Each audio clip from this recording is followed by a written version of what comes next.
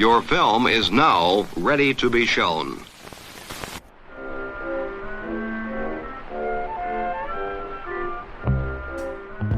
Good morning.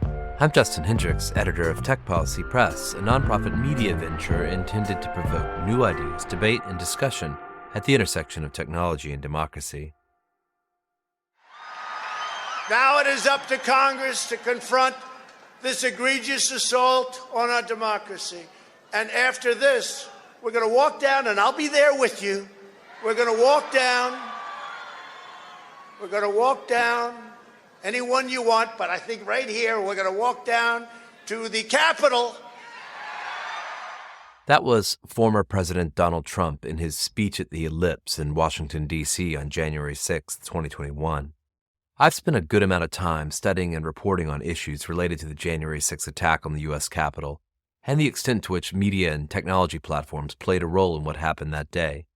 As we get further out from that date, there is an increasing amount of science and scholarship on the events that precipitated the attack and how those events were facilitated and in some cases driven by the media environment. A new book that ships this week from Oxford University Press, titled simply Media in January 6th, assembles a varied collection of experts that aim to shed light on the interplay between media and the bloody coup attempt that then President Donald Trump led to try to hang on to power after he lost in the 2020 election. The book is structured to explore three essential questions. What is our interpretation of January 6, 2021? How should research evolve post-January 6th? And what measures can be taken to avert a similar incident in the future? I spoke to three of the volume's editors last month. I'm Daniel Kreis. I'm a professor in the Huntsman School of Journalism and Media and also one of the principal researchers at the Center for Information Technology and Public Life, all at the University of North Carolina at Chapel Hill. I'm Khadija Costley-White. I'm an associate professor in journalism and media studies at the School of Communication and Information at Rutgers University, New Brunswick. I'm Shannon McGregor. I'm an associate professor in the Hussman School of Journalism and Media and also a principal researcher with the Center for Information Technology and Public Life. And those are both at UNC. And you are the editors and, I should say, in some cases, authors of this new tome on understanding media's role in January 6th with also Rebecca Tromble, who is not with us today.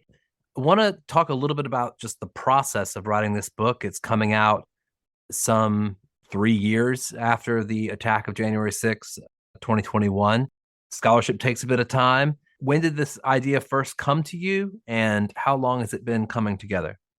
So between UNC CTAP and George Washington's IDPP, we were, to our knowledge, only folks in the research space to host a conference on the 1-year anniversary of January 6th. And so we hosted a conference about the events that day, about the role media and communication played in them. Khadija was one of the keynote speakers, and many of the other people that are authors of chapters in this book were participants or speakers at that one-day event on the 1-year anniversary of January 6th itself. I was lucky enough to attend that day, and so I'm quite pleased to follow the thread of this research all the way through to this publication. You take up three questions in this book, I should say. First, the question of how we should understand January 6, 2021. And then you ask two related questions. What should research, particularly into media and communications, look like after January 6th? And how can we prevent another January 6th? I'm struck by the fact that I'm talking to you the day after the Iowa caucus, and there were a couple of exit polls of the caucus goers that really struck me yesterday, both from CNN and also from the Washington Post, that were more or less the same, suggesting that 68% of those who entered the Iowa caucus across the state disagree with the statement that Joe Biden won the 2020 election and disagree that it would be an issue if Donald Trump were to be convicted of one of the many felonies that he's been charged with, including crimes related to January 6th. The public dialogue about what happened on January 6th is still very much a live issue, and very much going into 2024 seems like it will be a sort of central theme behind the debate over who should be the next president. I don't want to spend an enormous amount of time on this first question because I suspect more or less we all agree on how we should view January 6th. But you do add, I think, a couple of things that are useful here. One is academic look at coup d'etat and whether January 6th, in fact, was a coup. Can you just speak about that and maybe a couple of the other elements of this first section of the book, why they're important to frame out what actually happened? First of all, as Danielle Brown and the Klein Center chapter show, there was at least initial uncertainty around what to call what happened on January 6th. The chapter by one of the leading research center in the world, the center that has the most developed data set of international coups around the world, to me, did the definitive work that said, look, this was an attempted auto coup by a sitting executive that was meant to frustrate the peaceful transfer of power. They have comparative evidence. They have the strongest argument. And to my mind, they settled the debate. Anyone else who's going to challenge that has to bring comparable data to the table. I think in Danielle Brown's chapter, what she shows very fascinatingly are the ways in which the press struggled, at least initially, with how to figure this out and what to call it. And I think Danny makes the very key point that labels really matter. It matters for how people think about what happened. And I think that's very much the story with where you started off this question with the caucuses last night. Initially, Republicans, after January 6th, widely denounced it as the act of political violence that it was. But in the years since, have since brought their messaging to their supporters, to Republicans in the electorate, that, oh, it was just a piece of Capitol Hill tourism, right? And that, to me, is the most destructive piece of this. It also shows you how much media and communication really matter. It changed people's perceptions of the day, so that now you see a disproportionately large segment of Republicans basically see January 6th in ways that don't match the fact that it was an act of severe political violence meant to frustrate the peaceful transfer of power.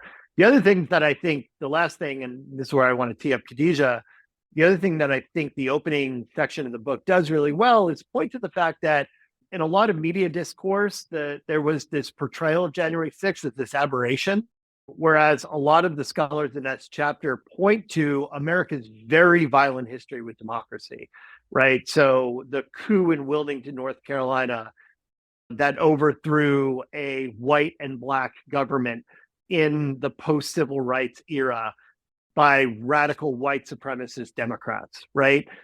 The ways in which American democracy often has a very bloody history that circumscribed the vote for Black and brown people in this country. January 6th is not something extraordinary in our history. It's very much a continuity with our history in the sense of there's always been moments when powerful actors have looked to try to bring the polity back in accord with a certain racial status hierarchy that exists in this country.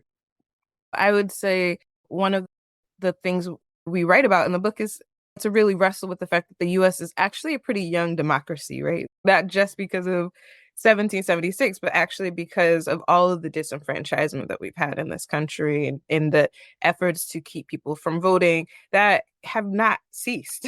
I mean, have not ceased since the bulk of the Voting Rights Acts and protections came into being. And those are some of the protections we've rolled back in the last decade or so. So to Daniel's point, we are thinking about this as a not only defined as a coup through the research, but also in the kind of long shadow of the first Black president, to the extent that Francesca's piece, for example, is also going back to Reconstruction. We're also thinking about what it means to have the end of the permanent white male presidency as embodied by Barack Obama and what it means to live in the backlash of that. And one of the things we take up then is actually white supremacy has to be named, and it has to be named constantly and consistently. And part of the failure in identifying the coup is the failure of really talking through, thinking through, and being honest about the impact and importance of white supremacist politics and logics not just in our politics, but also in our media discourse and in even the kind of the very way we understand what it means to be American.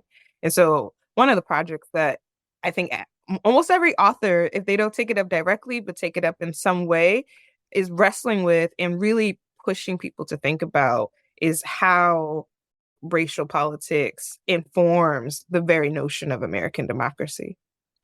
And I love that in Francesca Tripodi's piece in particular, she talks about the idea that we can trace the origins of the big lie back centuries, demonstrating that it is embedded in voting rights and predicated on nefarious falsities meant to deny Black people equal rights. Khadija, I want to ask you perhaps just to maybe draw out a little more about the connection to the rise of the Tea Party. You already mentioned the kind of backlash or retrenchment following Barack Obama's election. You looked at that in particular. Yeah, well, coming off my book, which is a branding of right-wing activism, the news media, and the Tea Party that I wrote several years back and studied as a grad student, I am always thinking about two key things that come out of that always is popping up as we talk about right-wing activism today in the media, which is one, Fox News.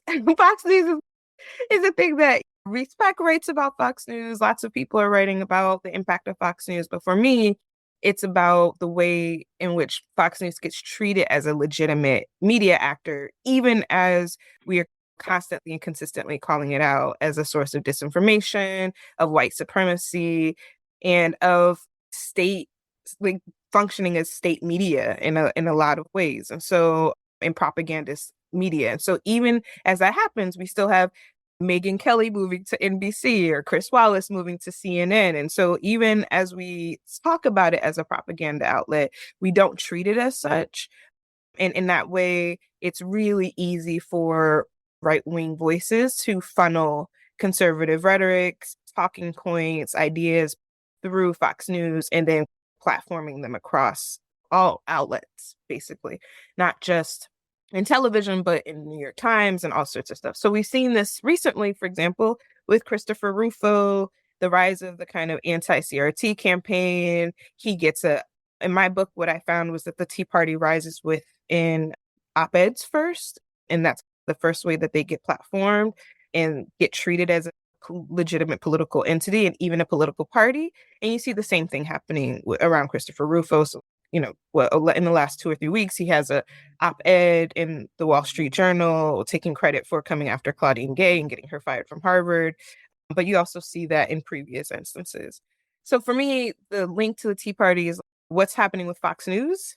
And what happens with Fox News in the story of January 6th is really critical because at that very moment, these people are functioning as his communications team and his team of advisors, and they're corresponding with the White House, trying to get a handle on what's happening during the insurrection. And so for me, that there's that kind of straight line. And again, it's in one of my other straight lines is like the ways in which not only is white supremacy, does it escape being named, but it actually gets treated as like useful and important and valuable, and also gets another way that I frame this. I think it's not just that it gets mainstreamed, actually.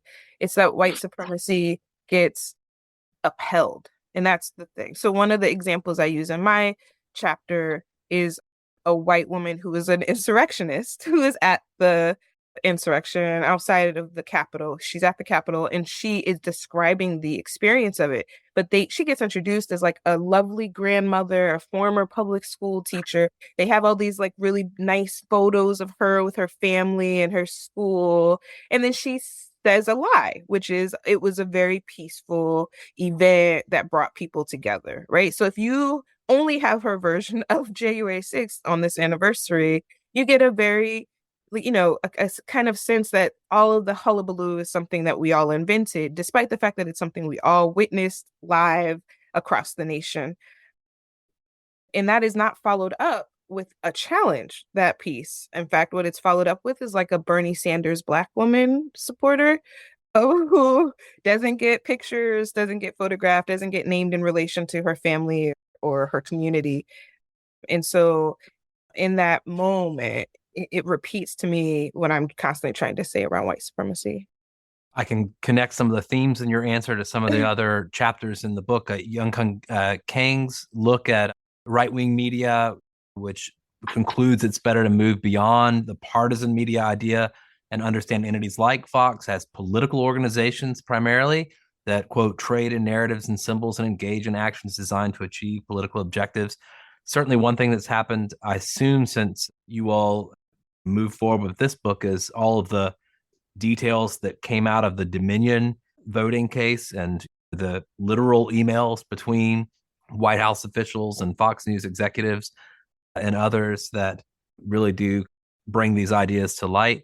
Another kind of theme in those comments that you just made that I'm reminded of from the book is Becca Lewis, her focus on Black Lives Matter, this sort of feedback loop, blaming the left, using Black Lives Matter and the protests that took place in the summer of 2020 after the murder of George Floyd as a kind of justification for why it was okay to behave as folks did on January 6th. And I think that justification that's described in that chapter, I think is part of, Daniel mentioned earlier how in Danielle Brown's chapter, and we all saw this, like the press sort of struggle in that moment to call what was happening on January 6th what it was. But I also think there's been a struggle since then to remind people of what that is. Like I hear or read a lot in the news whenever someone mentions the big lie about 2020, that is very often quickly corrected, right? Like the journalist will jump in immediately and add the context, or will even set it up with that context. The same does not happen for the narratives around January 6th.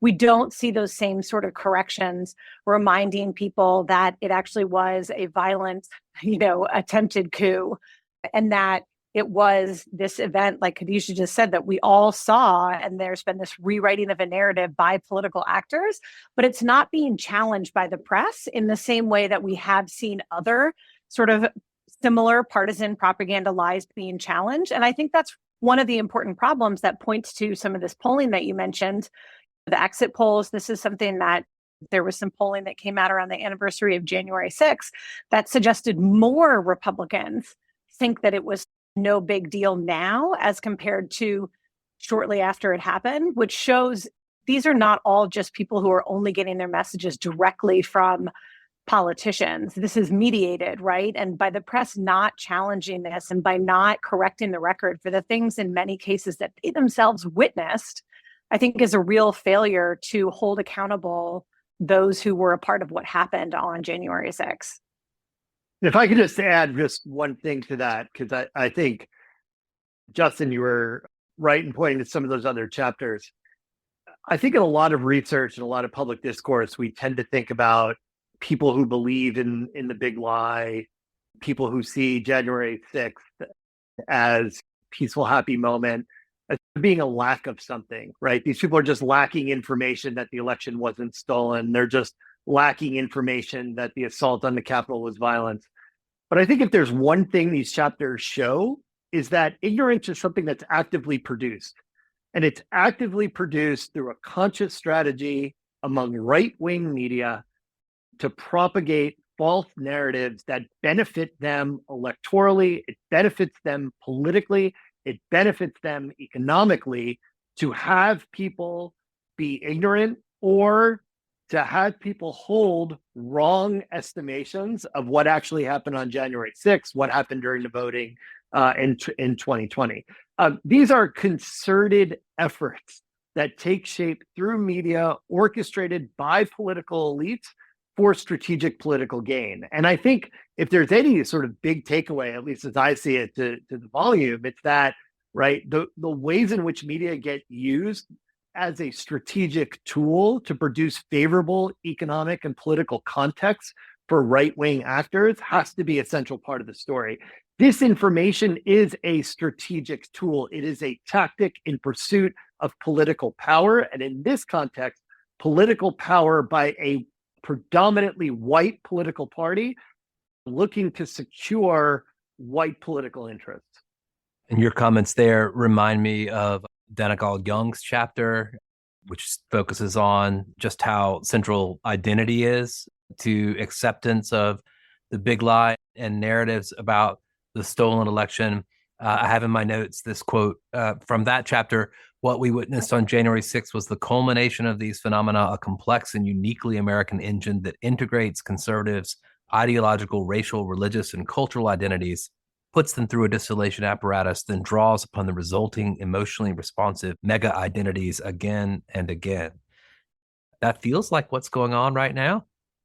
I think so. And I think the important point about that, though, is like, it is not just happening, right? Like this is a concerted effort, right? As I think Daniel just described, that purposively plays on those identities, that purposively uses particular media for those gains to maintain a white racial hierarchy, a particular sense of power, and doing it through these sort of extra democratic means, right? That are outside of the ways that a real democracy is supposed to actually function, right? That this is not something that is just happening. It is a thing that is being done.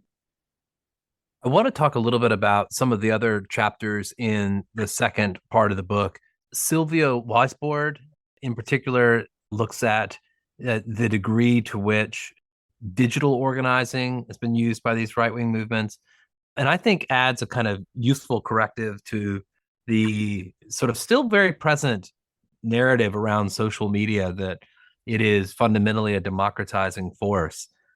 I don't know who would like to maybe represent those ideas from Silvio, but it might be useful to just briefly touch on them. I know that Sylvia talks a bit about like digital fascism and like the importance of really thinking through the use of social media to mobilize folks to come out for during the insurrection and as a important space in public sphere for right-wing organizing. And yeah, absolutely, Justin. I mean, I think that there are a lot of myths around social media that are still pervasive, that it's decentralizing, that it allows users to push back at major media messages and dominant media messages, that it allows users to even become figures of their own that are able to speak back and to represent other people in a democracy. And so there are a lot of leftover utopian notions of social media that are constantly being disproven when we see the ways in which right-wing media are able to create and generate support. And so I agree. I thought Silvio's contribution was really important in really laying out exactly how social media was used to become an anti-democratic counterpublic. And I don't even know if, counterpublic almost to me is generous to a certain extent. I mean, I actually think it is the public sphere more and more as we see what happens to has happened to Twitter, what's happened to Facebook, and other kind of mainstream social media sources. It almost is starting to feel like the counterpublic is the democratic one.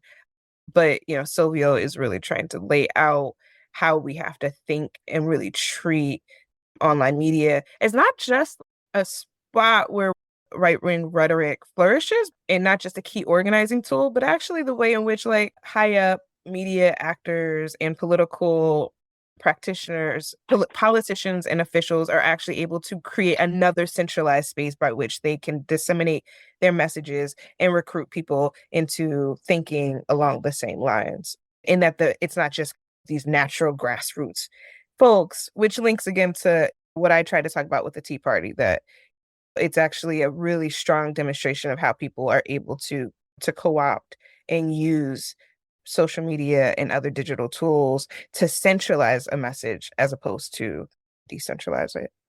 I think one of the other things too that's important to point out about this and about some of the implications from Sylvia's chapter is that I think one of the things that's really hard is that both I think we as a research field, but also I think the sort of public and political attention tends to want to engage in what some people's therapists might call black and white thinking, which is either social media is a tool for democratic good, is a tool for justice, or it is a tool for fascist and right-wing organizing and dominant groups to oppress others. And the complicated answer, especially when we think about how this all eventually translates up to policymakers or people at making policy within some of these very large social media companies is like really complicated because it can do both the very same features that can allow anti-democratic and fascist organizers to organize around a coup are some of the very same tools that democratic activists, right, can use to organize around movements for racial justice or gender justice, et cetera.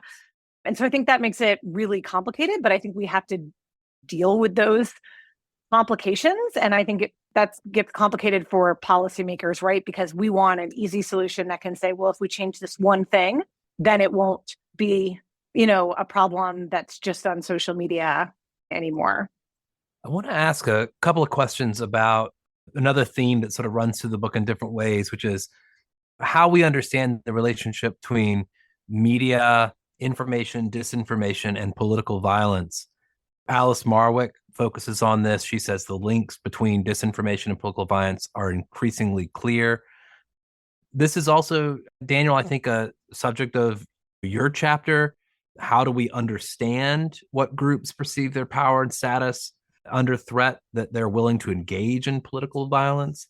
I would even tie that back perhaps to Megan's call for more clarity or more access to data from the platforms. Perhaps implicit in that is the idea that there are signals we can draw from platforms that might allow us to see political violence on the horizon.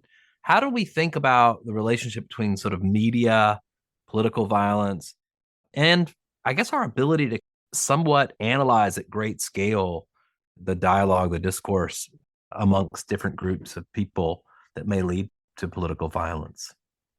I think a number of the chapters of the book, they touch on this. And I think the broad way of thinking about media as providing a context for various political struggles to play out, right? So as Khadijah mentioned before, right, democracy might have been the counterpublic historically in the US. Certainly multi-ethnic, multiracial democracy has been the counterpublic to a much more mainstream, dominant, circumscribed citizenship, circumscribed political system that has been the norm for most of American history. I think what you're seeing across these chapters is that you have a set of status hierarchies that exist in the US. If you talk about religion, you talk about white Christianity. If you talk about racial and ethnic groups, you talk about whites in the US. And I think the story really of January 6th is that you have a sense of these groups that they're entitled to this status in the United States. The media, whether it's social media, whether it's journalism, backs up that historical claim. Khadijah mentioned some examples before, right? Who gets to be represented in certain ways in the media as being a normative ideal? What religion gets to be represented as the religion of the United States? What racial groups are seen as entitled to be citizens in the sense of the inheritors of the nation? And then you have lots of politicians, particularly politicians who represent dominant white interests, white Christian interests, who tell a story that their status is under threat. In a separate project that I have wrapping up now, we looked at what we call hijacked victimhood, these constant claims on the right that dominant groups' status is under threat and that they are the real victims of marginalized groups who are looking to usurp their power. Now, that's right in some ways, because those groups that are on the margins are fighting for equality. And in essence, when you're constantly told that your privileged position is under assault, you start to view normal democratic politics as an existential threat if you want to hold on to your power and privilege, but your unequal, ill-begotten power and privilege, right? And I think that's really a theme of those chapters, is that we get to this moment. Alice calls it the mainstreaming of political violence on the right, right? It's that idea that we have to be violent in defense of an earlier world that is now under very real assault, because there are very real challenges to white and white Christian supremacy in the United States. And I think the visibility of those challenges, Khadijah mentioned the first Black president, right? Black Lives Matter was a direct challenge to a dominant racial hierarchy in the United States. The more visible challenges become, the more the dominant status groups engage in backlash to defend their gains. And I think that's the broader context that led to January 6th. The media is where all this plays out, right? Like you see all these groups acting in this way. I think a lot of scholars, I take aim in my chapter building on some of the stuff I've written with Shannon around polarization, right? Polarization research basically says, oh, if you look at social media, we're also polarized, we're very different from each other. When I think the real dynamic that's going on there is that it's not so much that people are polarized, it's that you have very real fights over political power. And that as scholars, we should be valuing struggles for political, social, and economic equality, right? From a normative perspective, because those are the very things that democracy requires. Absolutely. And I would add to part of what I talk about is the way in which white violence itself is downplayed and has been historically downplayed. And so, again, like in my book, specifically looking at the Tea Party, I talk regularly about how there are all these protests where white men with giant guns are showing up to state capitals and calling it a protest and standing outside on the steps of the Capitol at states. And to me, those are all kind of practice moments for what we see on January 6th. And the media constantly frames that as legitimate protest, right? As opposed to potentially killing or assassinating a threat, right? I mean, you show up with a gun outside of a place where politicians come and make policy, that should be construed as a threat. And almost any other racial group, if they did such a thing, would be considered a threat. You can't show up to a school with a bunch of men with guns and not be seen as a threat, right? And so the media framing has mainstream violence. Rebecca writes about this as well, about how even though white men are the biggest domestic terror threat in the US, that kind of violence gets downplayed and minimized on a regular basis. And all we hear about is the border, or we hear about migration. I just saw a poll today where someone was citing that there's a ton of US migration to Mexico all of the time, and that there are a lot of Americans living in Mexico, for example, without documentation and without approval and legal status. But we don't have that kind of conversation about the border. We don't think about migration as a two-way street. And so there's a lot of ways in which the media fails here to step up and really say, no, actually, white violence is really important and scary and angry. And I just there's one thing that I always am thinking constantly that I don't often say, or I don't often get a chance to say, which is like, Trump in a lot of ways becomes part of the political system and solution because he's seen as an outsider to it. And so there is a lot of reasons for people to be angry and aggrieved. There are a lot of failures in social policies to protect people, to offer more secure wages, more secure jobs, people working in plants that are poisoning them or sickening their children. There's a lack of environmental protections. And so people are feeling all over the country all of these pressures, and they want to blame someone, right? And so what we see in the right-wing sphere, when you have a whole sphere dedicated to protecting wealthy white men, then you have to have kind of deflection. And so part of what you see in the January 6th reporting is it's a ton of different reasons why January 6th happened, right? Anarchists did it. It was actually the FBI who did it. Oh no, it was really conservatives who wanted to defend and protect the state, and they're the victims, right? I mean, you don't just see one narrative, you see a kind of stream of them, and that's very intentional as well with disinformation. You throw so much stuff out there, people don't actually know necessarily what to believe, and so they have to trust what their gut says. And in a period of political disaffection, you go with whoever seems like they're not too entrenched in the existing political regime. And that's one of the things that we don't, I think, discuss enough. What is Trump's appeal? And it's not just that he's angry, and it's not just that he's a rich white guy. We have plenty of rich white guys, right? It's because he literally held no political office before he was president. It's because he's seen as someone that we all resent, because we see him as an outsider to the political system. And actually that framing in of itself helps buttress his support and bolster his standing as someone who is not like all of these other politicians.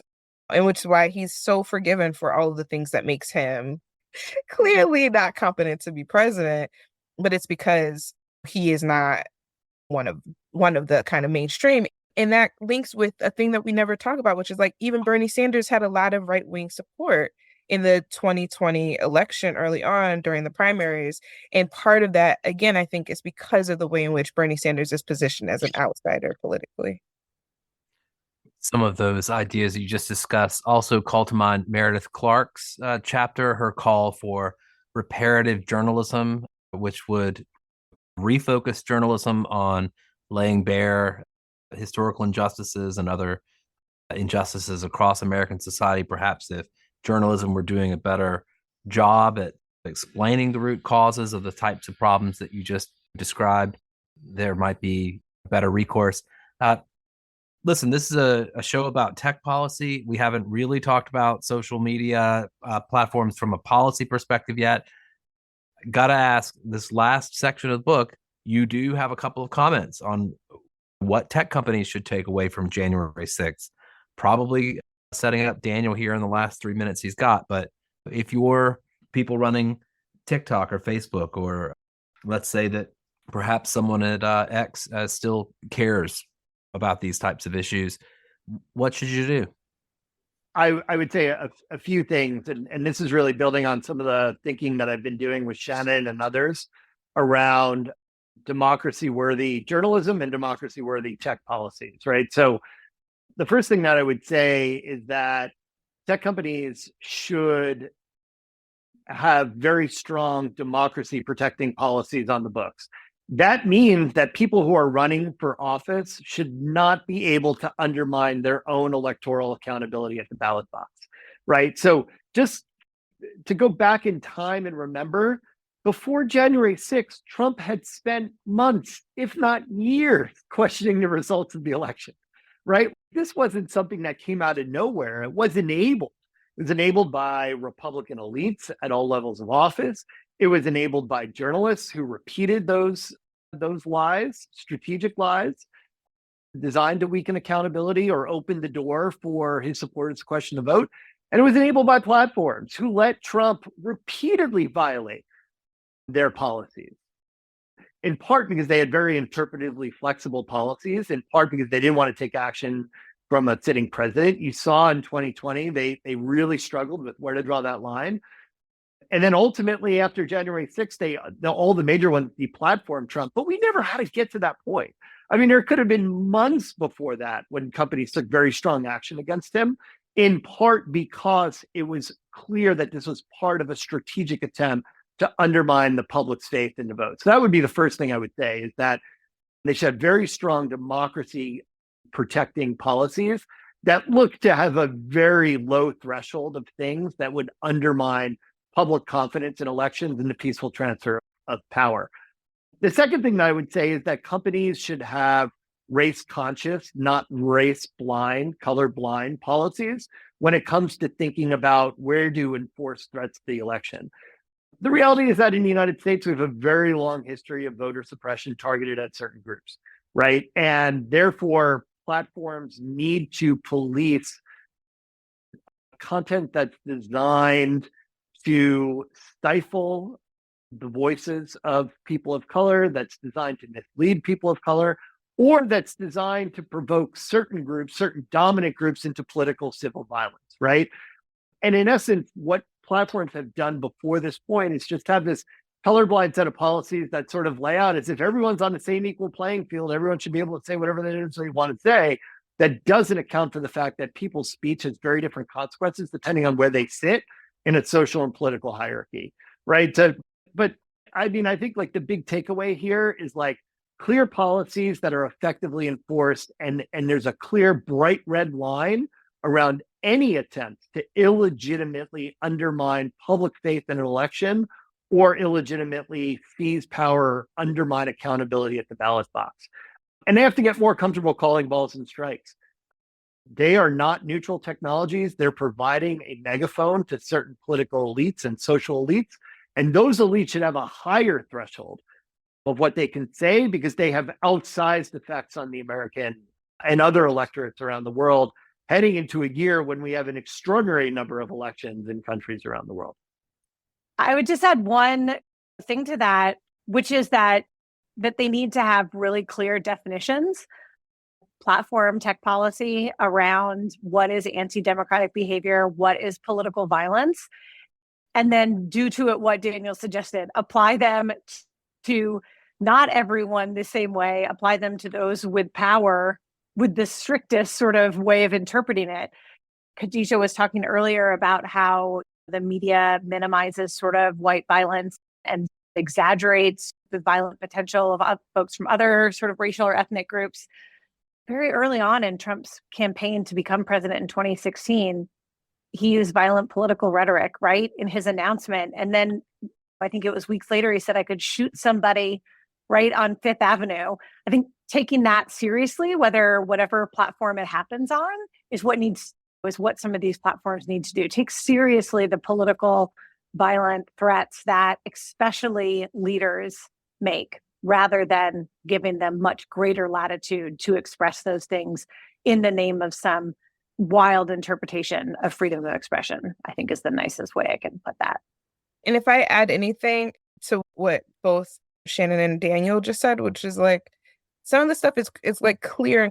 Trump lying consistently over and over again, you can count the lies. People have counted the lies. And so at a certain point, platforms, and I think tech is at this point is so amorphous as a term because all of these platforms are interacting and producing in all sorts of spaces. But I'd say if Trump has said 30,000 false claims or lies, he probably shouldn't be platformed or allowed to air whatever he's saying in a way that spreads that kind of disinformation and propaganda.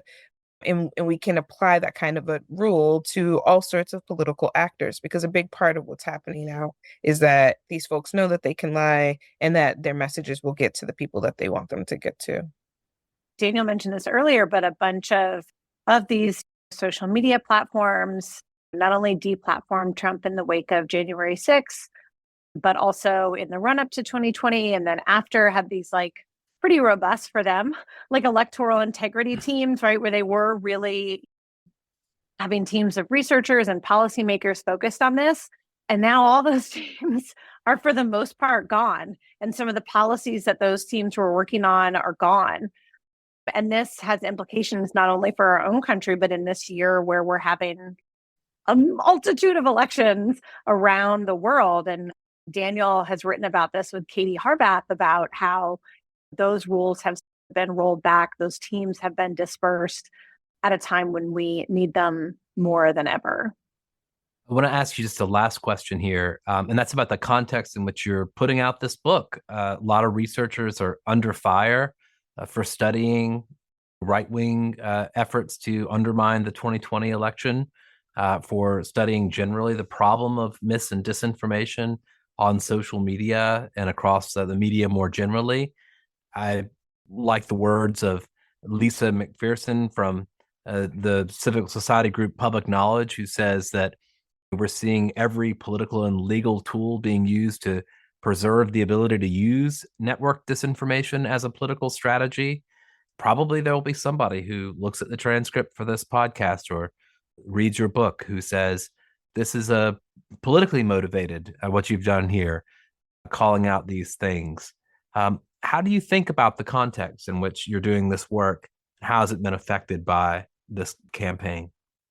I think for me, the way I think about it is that I know that many of the same tools that help us bring clarity in this book around the relationship between media and January 6th, which is taking into account history, taking into account identity, including race, taking into account economic and political power, help us understand that. Those same things help me understand what's going on, that these attacks are not genuine, that these attacks themselves, accusing other people of being partisanly aligned with their research or with their teaching focus, are themselves partisan attacks, and that they are part of a long history of anti-intellectual power grabs within this country from the right. And so that doesn't make them less worrisome. You know what I mean? But it does show us that these are not new attacks, that this is a new context for them.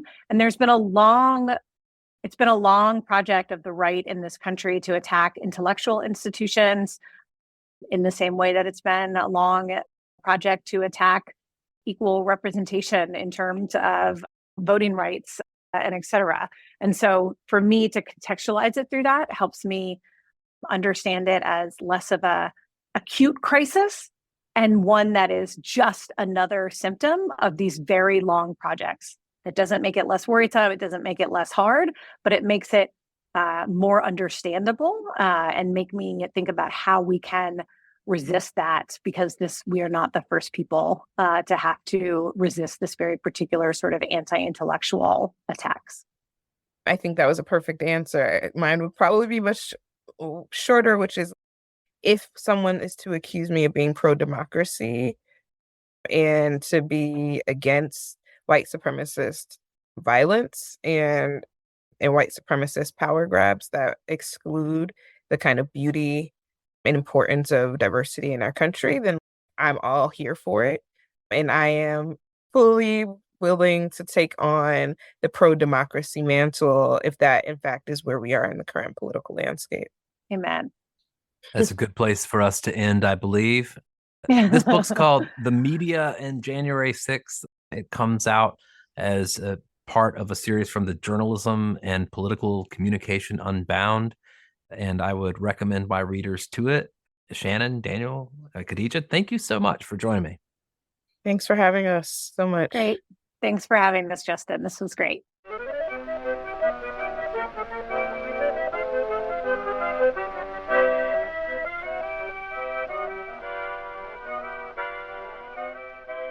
That's it for this episode. I hope you'll send your feedback. You can write to me at justin@techpolicy.press. Thanks to my co-founder, Brian Jones, and thank you for listening.